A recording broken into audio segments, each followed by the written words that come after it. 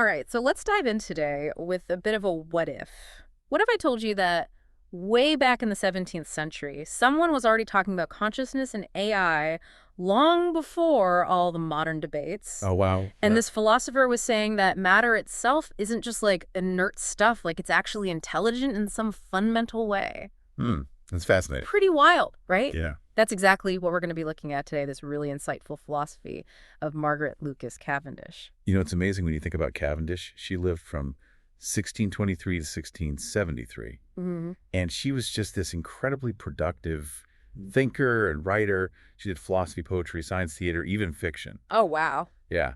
And she was really trying hard to be a part of the philosophical conversations of her time. She would send her work to all these famous scholars, Mm. but a lot of times they just didn't take her seriously. Oh, that's so frustrating. It really is. There's this one letter from William Charlton, for example, and instead of engaging with her ideas, he basically just praised her for being wealthy Mm. and said, oh, well, at least you don't have to worry about plagiarizing anyone. Kind of like she had no original thoughts. Ouch. Yeah. It really shows you the kind of barriers she faced as a woman trying to be a philosopher back then. For sure. And that's exactly why we're doing this deep dive today, Yeah. especially for all of you philosophy enthusiasts out there.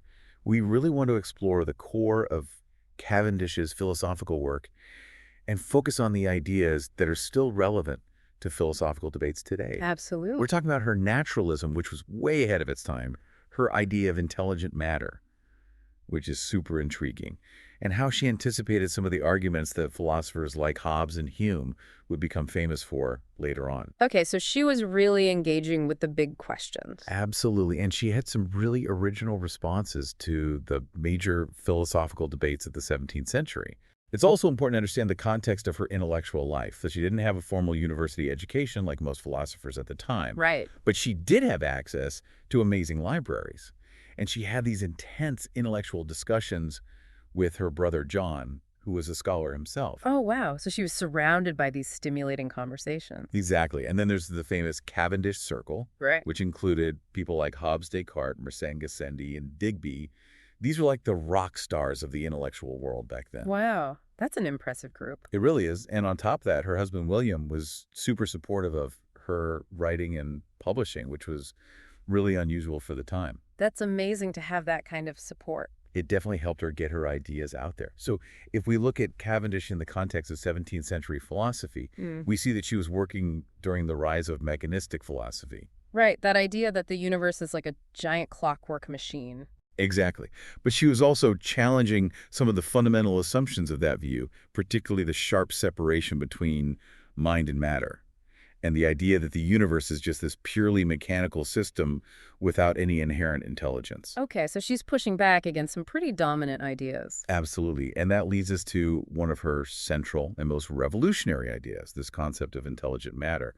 So for a philosophical audience like yourselves, what do you think is the core of her argument here? Yeah, that's a big one. So how does she build this idea of intelligent matter? So what's really insightful is that Cavendish developed this robust form of naturalism very early on. Okay. She basically said that matter isn't just passive or inert, but it's actually inherently self-moving and intelligent. Whoa, okay, so matter is alive in a sense. In a way, yes. And this completely contradicts the dominant views at the time, which often saw matter as something inferior. Yeah. This idea goes all the way back to Plato and the Neoplatonists, who really emphasized the intellect over matter. Right, so like Plato's forms the perfect, ideal versions of things existing in a separate realm from the physical world. Exactly. And you see this idea echoed in philosophers like Plotinus, who saw matter as the principle of non-being, or Malebranche, who thought that physical bodies lack any inherent power. Okay, so how did Cavendish's view of matter differ? Well, instead of seeing mind and matter as fundamentally separate substances like Descartes did. Right, mind and body dualism. Exactly. She's proposing a kind of monism where intelligence is a basic property of matter itself. So mind and matter are like two sides of the same coin. Yeah, that's a great way to put it. And she directly attacked the idea that senseless atoms could somehow randomly come together and produce sense and reason. Right, it does seem kind of counterintuitive. How can non-thinking stuff produce thinking stuff? It's a really fundamental question, and one that we're still grappling with today, even with all the advances in neuroscience. How can a bunch of non-mental elements create a thinking brain? Cavendish was way ahead of her time in recognizing this problem. Yeah, she was wrestling with the same puzzles that we're still trying to solve centuries later. Exactly. And, she even pointed out similar problems in Descartes and Malebranche's attempts to explain how thought could emerge from extension. But her solution was radically different. Instead of saying that there's this separate immaterial mind, she concluded that matter itself must have some inherent capacity for thought, even if it's just a very rudimentary form at its most basic level. Okay, so it's not a ghost in the machine situation, but rather the machine itself has some kind of proto-consciousness built into its very fabric. Precisely. And this leads to her version of panpsychism, which is the idea that mind or mind-like properties aren't just limited to humans or even animals. They're actually everywhere throughout the universe. They're everywhere. So like rocks and trees and planets have minds. Well, she saw evidence of mentality in all sorts of things, from the complex behaviors of insects to the seemingly anticipatory actions of animals. She even suggested that this mentality extends down to the cellular level and maybe even to the very fabric of reality itself. Wow, that's a pretty radical idea for a philosopher in the 17th century to be suggesting that even cells have some kind of mind. It is radical. Hmm. But she wasn't just making this claim out of thin air. She pointed to what she saw as clear demonstrations of intelligence and even foresight in the natural world. Okay, so what kind of examples did she give? Well, she talks about crocodiles, for instance, and how they instinctively build their nests at just the right height to avoid being flooded when the Nile rises, or how birds take shelter before a storm hits. Hmm, those are interesting examples. Yeah, she argued that these behaviors show a level of understanding and planning that can't be explained by just blind mechanisms or instinct. So there's some kind of intelligence at work even in these creatures that we don't normally think of as being particularly smart. Exactly, and she gives really detailed descriptions of ant colonies, too. She was fascinated by their complex organization and how they seem to act with a purpose. That's a classic example. People have been using ants as a model for complex systems for a long time. For good reason, their behavior is incredibly intricate, and it does seem to suggest some kind of intelligence driving it. So Cavendish is taking these observations of complex behavior in nature, and from that, she's inferring this fundamental level of intelligence that pervades matter itself. Exactly, and it's almost like an argument from design. But instead of saying that this intelligence comes from some external creator, she's saying it's built into the very fabric of matter. So it's not intelligence imposed from the outside, it's intelligence emerging from within. Exactly. And she takes this idea even further. She argues that if our brains, which are made of physical matter, can think more, then the tiny parts that make up those brains must also possess some kind of mentality, even if it's just a very basic proto-mental kind of thing. Okay, so the building blocks of our brains must have some capacity for thought, even if it's not the same kind of thought that we experience as humans. Right. Her reasoning is that you can't get a property like consciousness from something that completely lacks any precursor to that property. Hmm, that makes sense.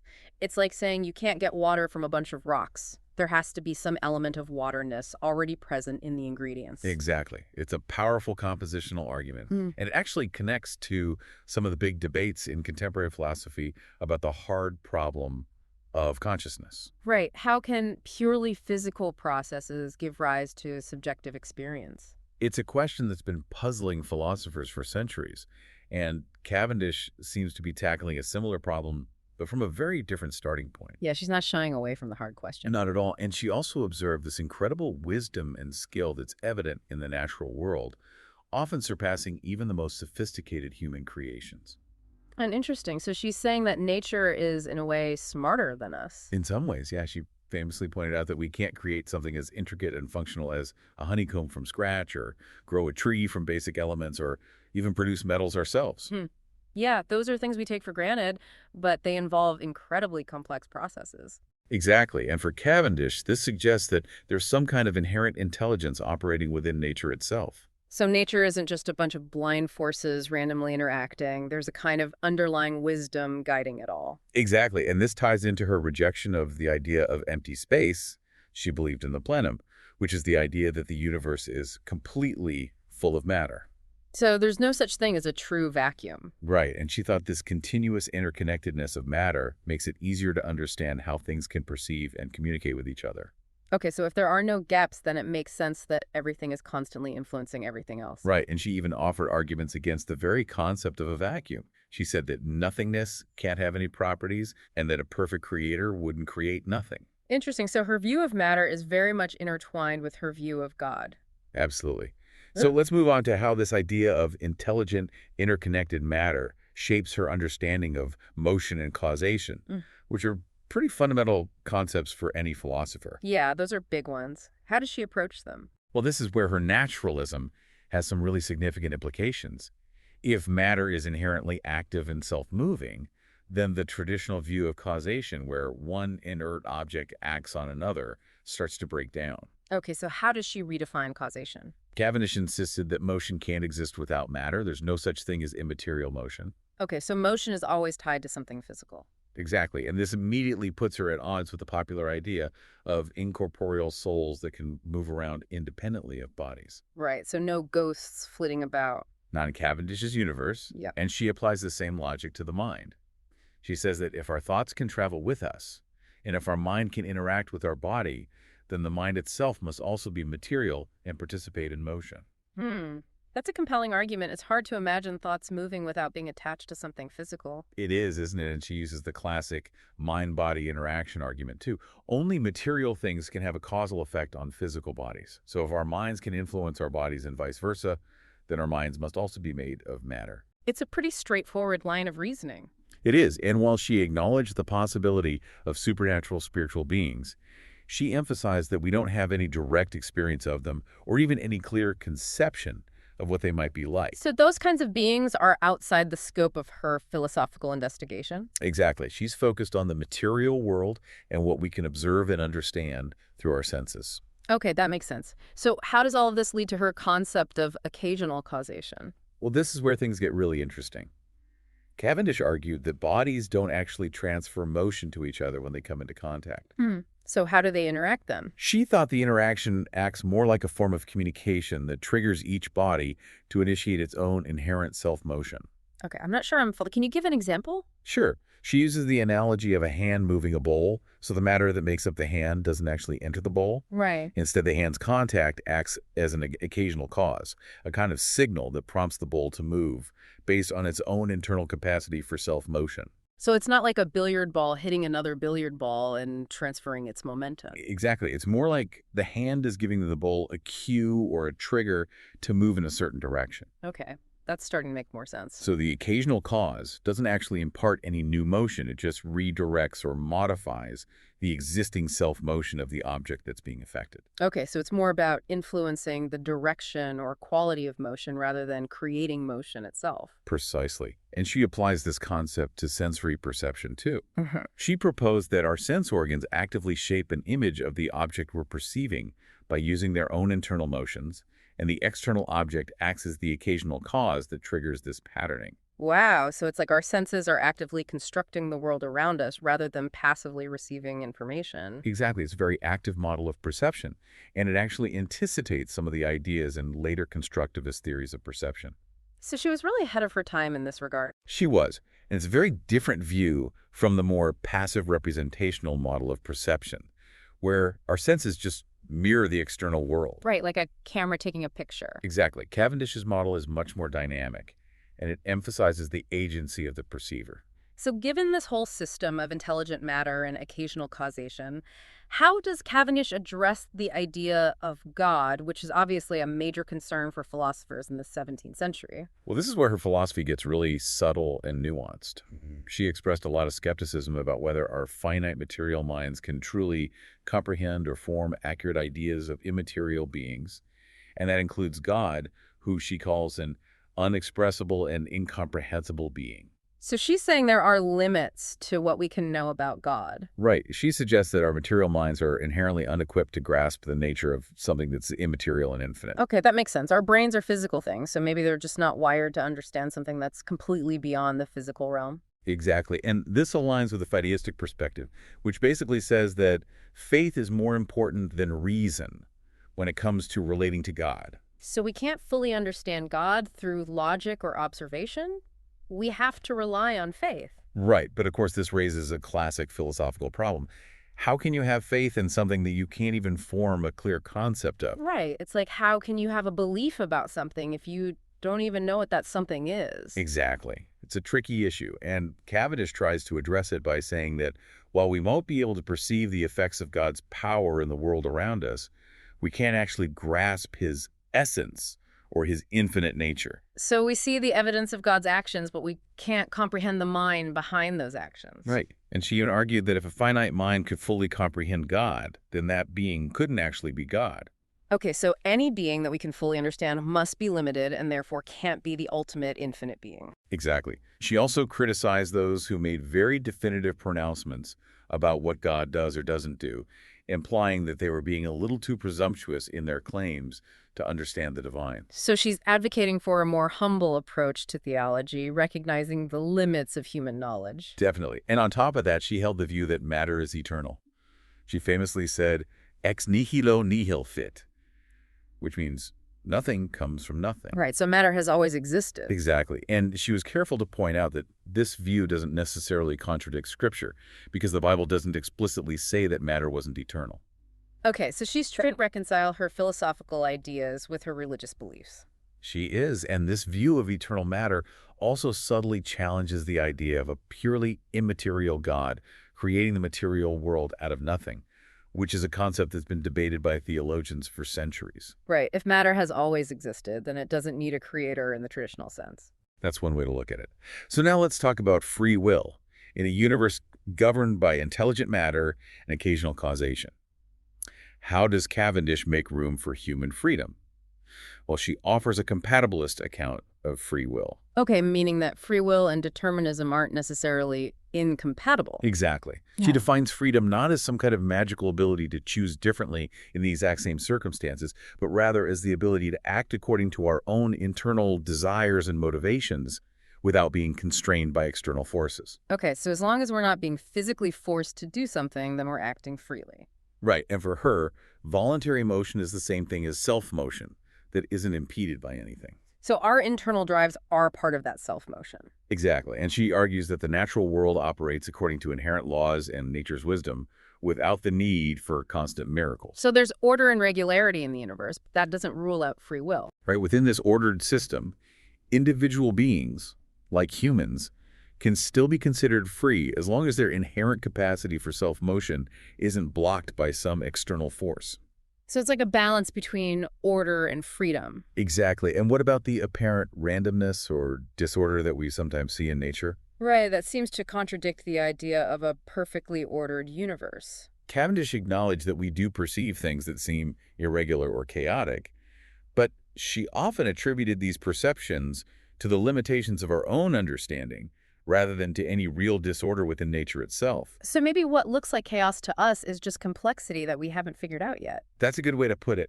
She believed that at a fundamental level, there's constant interconnectedness and harmony, even if our limited perspective makes things seem messy sometimes. Okay, so there's a deeper order underlying the apparent chaos. Right, and it's also important to note that her system doesn't have a strong moral dimension when it comes to nature itself. Her focus is on the mechanics of how bodies move and interact, not on assigning inherent goodness or badness to those actions. So she's not saying that nature is inherently good or evil, she's just describing how it works. Exactly. She's taking a more descriptive approach rather than a prescriptive one. Okay, so finally, let's talk about Cavendish's fascination with what she called fancies, this realm of imagination and the creation of alternative worlds for a philosopher who's so concerned with truth and reality. Why was this such an important part of her work? That's a great question, and for Cavendish, exploring imagined worlds serves several really important purposes, especially considering the real limitations and lack of recognition she faced as a woman philosopher. Right, she was often dismissed or ignored by her male counterparts. Exactly, and in a world where she was denied the authority and influence that men automatically received, creating these alternative worlds gave her a way to exercise her intellectual agency and self-determination. So it was a way to create a space where she could be taken seriously and where her ideas could flourish. Precisely in her imagined worlds, she could be Margaret I, a ruler of her own intellectual domain, something that was impossible for her in the real world of 17th century England. Wow, so it was a way to transcend the limitations of her time. Exactly, and she saw a lot of value in this imaginative endeavor. It gave her a space to experience different realities, to cultivate enjoyment, to preserve her sense of self-identity, and to express her intellectual potential in a way that she couldn't in the real world. So it was more than just escapism. It was a way to explore different possibilities and to assert her own intellectual power. Absolutely. And her famous statement in the preface to Blazing World, "I've made one of my own," really captures this desire to be the creator of her own world, a world where she could set the rules and explore ideas freely. That's a powerful statement. It's like she's saying, if I can't find a place for myself in the real world, I'll create my own. Exactly. And it works like the Lady Contemplation. She talks about how the mind's ability to create fancies mirrors nature's own creative power, suggesting this deep connection between imagination and the generative forces of the universe. So she's not seeing imagination as something frivolous or unimportant. It's actually a reflection of a fundamental force in the cosmos. Right, and she even hints that these imagined worlds can serve as models for potential futures, ways to cultivate a mindset that's open to change and to secure a lasting intellectual legacy through writing. It's almost like proto-science fiction using imaginative scenarios to explore philosophical and societal possibilities. Exactly, and in the epilogue to Blazing World, she explicitly contrasts the peace and order of her imagined world with the conflicts and imperfections of the real world, highlighting wit and honesty as the guiding principles of her creation. So she's using her imagination to critique the real world and to offer a vision of something better. Precisely, it's a powerful testament to her values and her aspirations as a thinker. So to sum up for our philosopher listeners out there, what are some of the key takeaways from Margaret Lucas Cavendish's work? Well, she offers this remarkably prescient and comprehensive philosophical system. Her early naturalism and panpsychism provide a really interesting alternative to the dominant dualistic and mechanistic worldviews of her time, and they even anticipate some of the debates we're having today about consciousness and the nature of matter. Yeah, she was really ahead of the curve on that. She was, and her theory of occasional causation offers a fresh perspective on the problem of how things interact causally. Her exploration of the limits of human knowledge about God is also really relevant to contemporary discussions about faith and reason, and her compatibilist account of free will provides a sophisticated framework for understanding how we can have genuine agency even in a world governed by natural laws. So she was really grappling with some of the deepest questions in philosophy. Absolutely, and her innovative use of imagination as a philosophical tool opens up all sorts of possibilities for exploring new ideas and critiquing existing realities. It's amazing how she anticipated so many later philosophical developments, and she was doing it all from a perspective that was often marginalized and ignored. Exactly, and that leads us to a really crucial question for all of you listening.